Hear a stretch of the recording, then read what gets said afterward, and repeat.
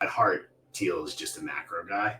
And I didn't appreciate how much of a polymath he actually was until I read this piece called The Straussian Moment by him, which synopsized like hundreds and hundreds of years of like history and political structures that really drive investment philosophy.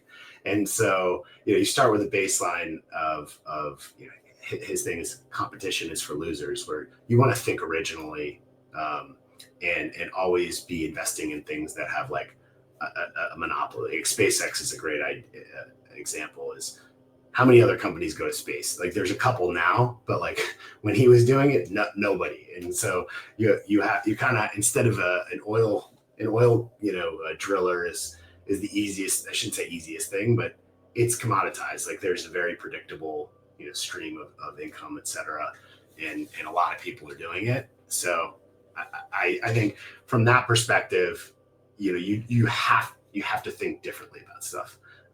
From political, one of the things that I thought was interesting is I started taking like political philosophy classes with this guy, Michael Millerman, who's pretty brilliant. But he said, when in the Cold War, capitalism conquered communism, and communism was the big boogeyman enemy, and then we had democratic capitalism and liberalism won. And for the next 40 years, we were in this system, and that was the water you're swimming in. The old David Foster Wallace, like, that's the baseline of everything is political philosophy. And so you had, capitalism was this thing that we exported around the world. And now what happened is, you had liberalism on one side, and then communism on the other side. And now the whole system seems to be eating itself. Is like if you're any bit on the left, you're a communist to everyone on the right, and then if you're on the right, everyone on the left is a communist, or sorry, you're a fascist on the right, and then you're a communist on the left, and there's no in between. There's no like centrism.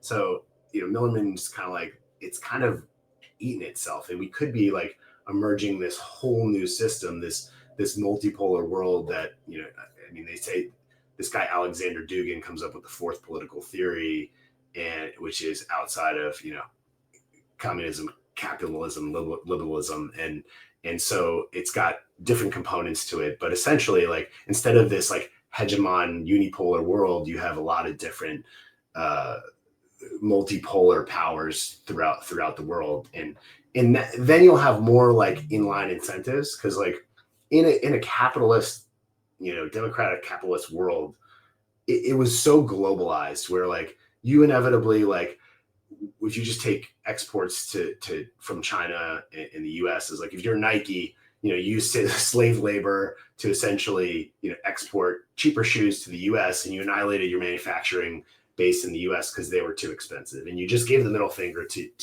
the US because they were too expensive.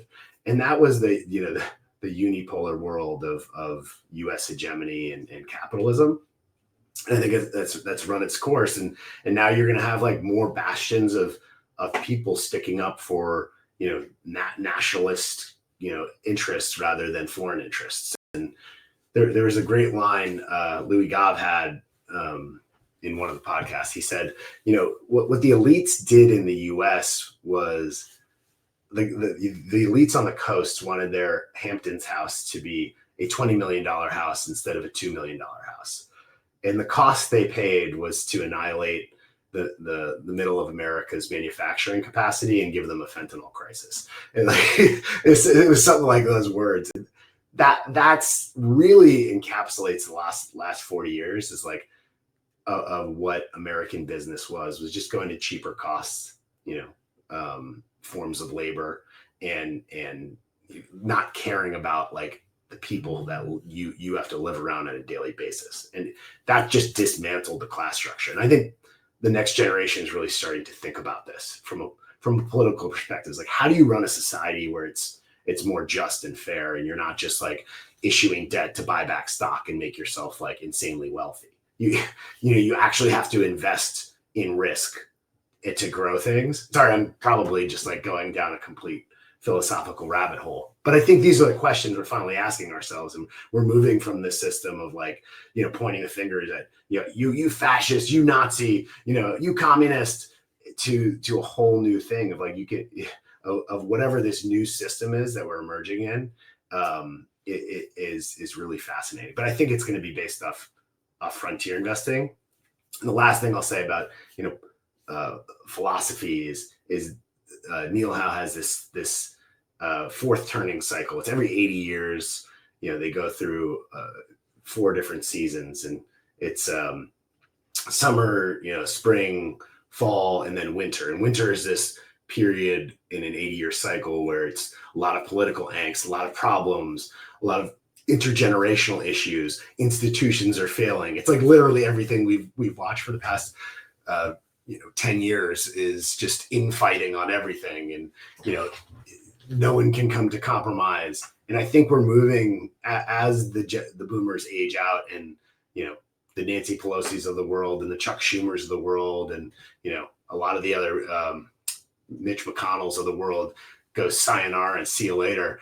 This new system, this first turning is emerging, and new institutions are being built. And so personally, I'm trying to bet on the new themes of the new, who's going to be the winners of that next first turning, who's going to be the leaders of this new world, and what technologies are going to be at the forefront of how we rebuild, this sclerotic, bureaucratic, globalist economy. And so that's political, probably too much political philosophy, but that I really think that's the framework, the bottom line for everything. And then you just kind of build on top of that.